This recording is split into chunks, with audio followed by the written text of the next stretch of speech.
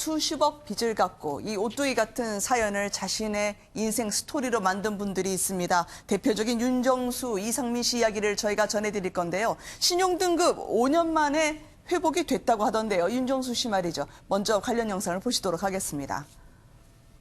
저는 처음에 이제 적절한 돈, 제 생각했을 때 제 기준으로 적절한 돈을 그냥 투자를 했고, 물론 많은 액수였습니다만은 그것을 어떻게든 본전 생각에 하다 보증까지 쓰게 되는 거죠. 빠져들죠. 저는 상장사의 보증을 쓰게 됐고요.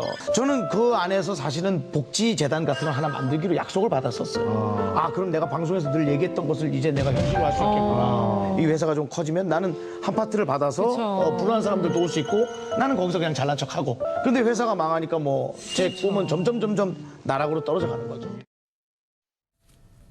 혹독했던 세월을 드디어 극복했다 말하는 윤정수 씨입니다. 어떻게 그렇게 많은 빚을 졌고요. 또 어떻게 그렇게 기적적으로 갚은 건가요? 네, 정말 연예인들이 사업을 하면서 10억, 네. 20억으로 이렇게 사업을 키우다가 전부 부도가 돼서 쫄딱 망하는 경우가 굉장히 많습니다. 그동안 네. 굉장히 많았고 또 연예인들이기 때문에 또 빨리 일어나는 경우도 많았고요. 윤정수 씨도 잘 나가는 도중에 30억, 그러니까 연 매출 50억 매출하는 사업 까지 했었는데 네. 30억 빚더미, 그러니까 본인의 사업도 잘못됐지만 또 보증을 잘못 써가지고 이게 한꺼번에 넘어온 빚만 30억입니다. 네. 근데 어떻게 이걸 갚느냐? 물론 연예인들이 일반 월급쟁이와 다르게 수익이 굉장히 목돈이 생기는 경우가 많고요.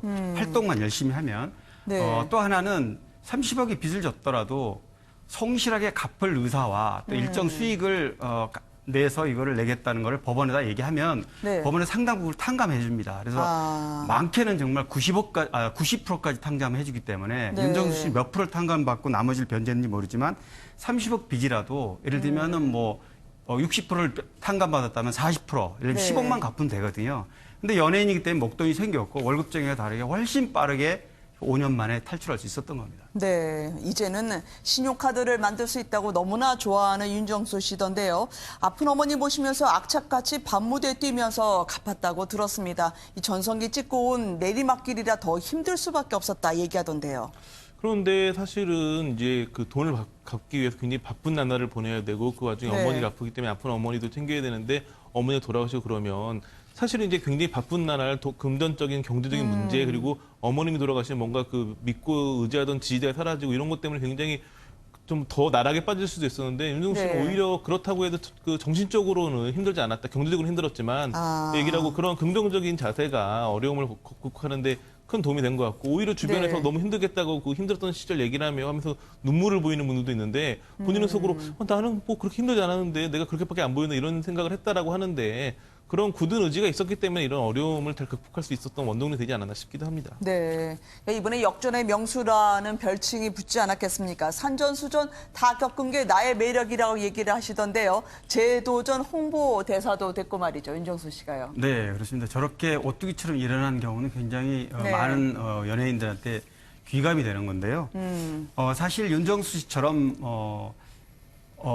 넘어져서 다시 일어설 수 있는 거는 네. 주변 사람들이 인맥입니다. 그러니까 평소에 성실하게 굉장히 네. 의리를 지켜서 활동을 했다는 증거이기도 하고요. 직원분들이 많이 도와줬나요? 그렇습니다. 결국은 선후배 동료들이 윤정수 씨를 프로그램 소개도 하고 같이 출연도 하고 이런 방식으로 윤정수 씨가 다시 일어날 수 있도록 도움을 네. 많이 주는 겁니다.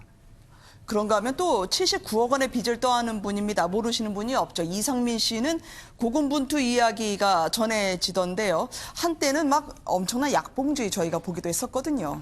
그러니까 참 이상민 씨는 대단한 게 빚도 많습니다. 79억이기 때문에. 네. 근데 문제는 뭐냐면 그 윤정수 씨 같은 경우에는 파산 신청을 했는데 파산 신청을 하지 않았습니다. 끝까지 그러니까 왜냐면 파산 신청을 하게 되면 본인은 어느 정도 변제가 더 쉬워질 수 있겠지만 본인에게 네. 돈을 빌려준 사람들은 그만큼 손해를 봐야 되기 때문에 본인이 다 갚겠다는 의지로 했고 네. 그래서 정말 그 돈을 거의 다 갚아가지고 이제 새 집으로 이사까지 하게 되는 상황이 됐는데 그러다 보니까 술도 다 끊게 되고 근데 문제는 약봉주 얘기를 했었는데 이제 그렇게 뭐 굉장히 방송에서 보면 또 그 활발하게 지내면서 떳떳하게 빚을 갚아가는 걸로 보였겠지만 그런 부분에 굉장히 정신적으로 힘들어가지고 공황장애가 오기도 했고 그것 때문에 약을 네. 많이 먹게 됐는데 여튼 그런 과정을 거치면서 술도 끊고 굉장히 그 악착같이 열심히 살면서 이런 그 빚을 다 갚아냈다라는 거는 네. 사실 이상민 씨가 굉장히 사업을 크게 했던 성공한 제작자였는데 그런 모습을 끝까지 그런 본인의 명성을 잃지 않으려고 노력했던 게 아닌가 싶습니다. 네.